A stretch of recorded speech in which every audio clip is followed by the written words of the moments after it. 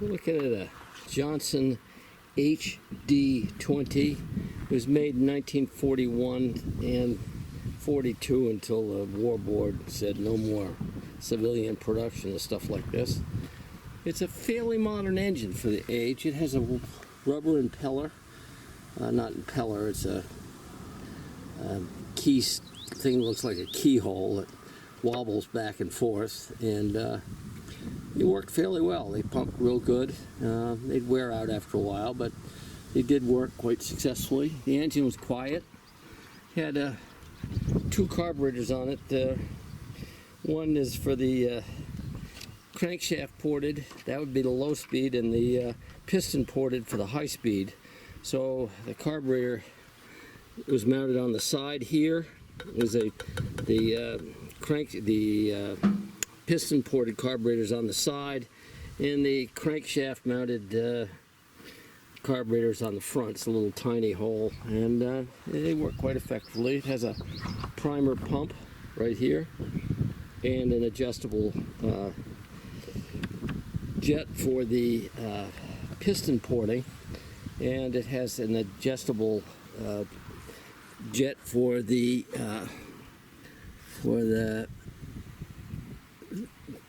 crankcase carburetor, the crankshaft ported carburetor, right there.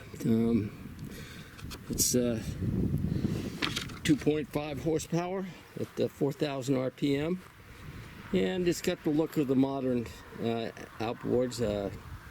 Basically morphed, the two-cylinder version morphed into the three-cylinder Johnson, which was probably the most successful small motor ever made. And it's a nice running engine. It starts well, runs well. This one right here is original. Has original paint, which was silver. The original decals is in real good shape. A gentleman by the name of Roger Payson left it for me, gave it to me to put in the museum. And even the starting instructions are still intact on it. It has a metal pull cord handle, a rewind. It works very well, and it does run well, as you'll see in the video. Right here I've got it rigged up with a steering system so you can face ahead. You get my age, it's a little bit easier to keep your head ahead with the steering stick, as you can see right there. And I just tie it onto the handle, and it works quite effectively with the small motors. It's not really safe for a bigger one, but for the small ones. And I've got the engine tied down as well, so in case it comes loose, it won't slip off the back. It's mounted on a 1935 Old Town square stern, which has been redone a couple of times. I put a new transom in it a couple of years ago, and the bottom was done by the gentleman that started it before me. I guess he passed away before it was finished, and I finished it up. And this one originally had the sponsons on it. You could get it with or without. This one, that guy decided not to put them on, and I don't like the looks of them, so I didn't put them on either. But like I say, you could buy it from the factory either way. The floorboards I made to match what I could see from the pictures. It's a nice running boat. It's a good combination, goes good with this engine, and it's a nice runner.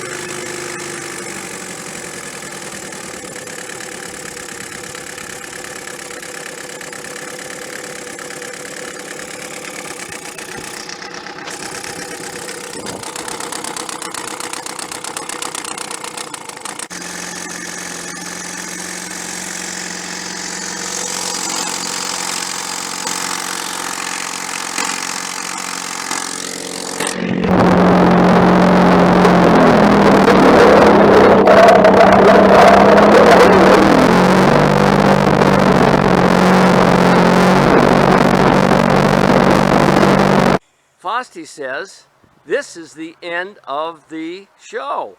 That's all. Goodbye. Folks.